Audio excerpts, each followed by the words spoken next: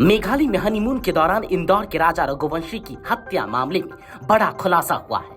Police ने बताया कि राजा की हत्या कराने में उनकी पत्नी सोनम रघुवंशी का हाथ है। उसने ही भाड़े के हत्यारे बुलाए थे। डीजीपी नोंगरांग ने मामले का खुलासा करते हुए बताया कि हत्या के सिलसिले में पत्नी समेत 4 लोगों को गिरफ्तार किया गया है। मेघालय के मुख्यमंत्री कोनराड सांगमा ने एक्स पर लिखा, राजा हत्याकांड में 7 दिनों के भीतर ही पुलिस को बड़ी सफलता मिली है। मध्य प्रदेश के रहने वाले 3 हमलावरों को गिरफ्तार कर लिया गया है। महिला ने आत्मसमर्पण कर दिया है। एक अन्य हमलावर को पकड़ने के लिए अभियान अभी भी जारी है। इससे पहले डीजीपीआई नोंगरांग ने सोमवार सुबह बताया कि इंदौर के पर्यटक राजा रघुवंशी की हत्या कथित तौर पर मेघालय में हनीमून के दौरान उनकी पत्नी की ओर किराए पर बुलाए गए लोगों ने की। उन्होंने बताया कि पत्नी सोनम ने उत्तर प्रदेश की गाजीपुर में पुलिस के सामने आत्मसमर्पण कर दिया है, जबकि 3 अन्य हमलावरों को रात भर की छापेमारी में गिरफ्तार किया गया। उन्होंने कहा कि एक व्यक्ति को उत्तर प्रदेश से पकड़ा गया, जबकि 2 अन्य आरोपियों को एसआईटी ने इंदौर से पकड़ा। उन्होंने कहा कि सोनम ने उत्तर प्रदेश के नंदगंज पुलिस स्टेशन में आत्मसमर्पण किया और बाद में उसे गिरफ्तार कर लिया गया।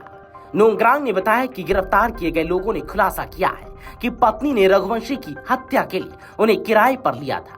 अपराध में शामिल कुछ और लोगों को पकड़ने के लिए मध्य प्रदेश में अभियान जारी। इंदौर के इस जोड़े के लापता होने का केस राजा का शव मिलने के बाद और उलझ गया था। दरअसल भारी बारिश के बीच मेघालय पुलिस ने ड्रोन के जरिए राजा का शव ढूंढा। उनका शव बुरी तरह सड़ चुका था और चेहरा पहचान में नहीं आ रहा था।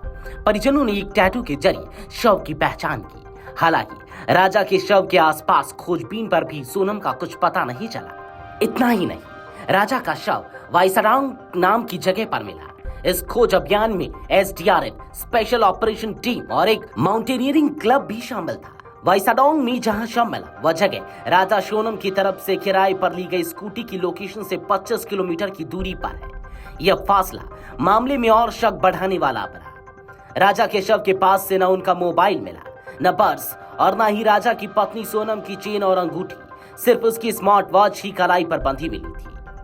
आपको बता दें कि इस मामले में पुलिस को सबसे अहम सुराग एक गाइड के रूप में मिला, जिसने इस मिस्ट्री से जुड़े 3 राजदार के बारे में बताया।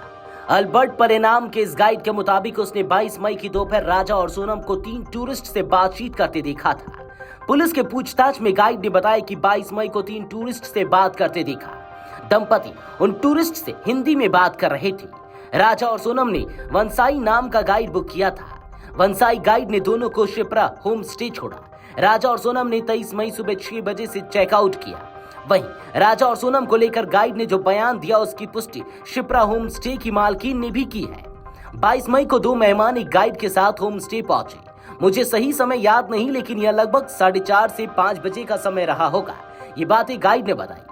उनके आने पर मैंने उन्हें कमरा दिखाया और वह इसे लेने के लिए सहमत हो गए। गाइड ने बताया कि जब हम बैठकर कमरे के किराए और गाइड की फीस पर चर्चा कर रहे थे तो मैंने उनसे कहा कि भुगतान उसी दिन करना होगा। फिर गाइड ने पूछा कि क्या उन्हें अगले दिन उनकी सेवा की आवश्यकता होगी, जिस पर राजा ने जवाब दिया, नहीं, हमें अब गाइड की जरूरत नहीं है। सोनम और राजा के परिजनों ने बताया कि उनकी 23 मई को सोनम से बात हुई, तब सोनम हाँफ रही थी। जब सोनम की सास ने उससे इसके बारे में पूछा तो वह बोली कि पहाड़ी एरिया में आए हुए और ऊंचाई पर चढ़ने की वजह से उन्हें थोड़ी दिक्कत महसूस हो रही है। इस आखिरी बातचीत के बाद सोनम और राजा से उनके परिजनों का कोई संपर्क नहीं हुआ। उधर 23 मई की रात 9 बजे सोहरा रिमगांव के पास वही स्कूटी मिली जो राजा और सोनम होटल से लेकर निकले थे और सीसीटीवी फुटेज में दिखाई दिए थे।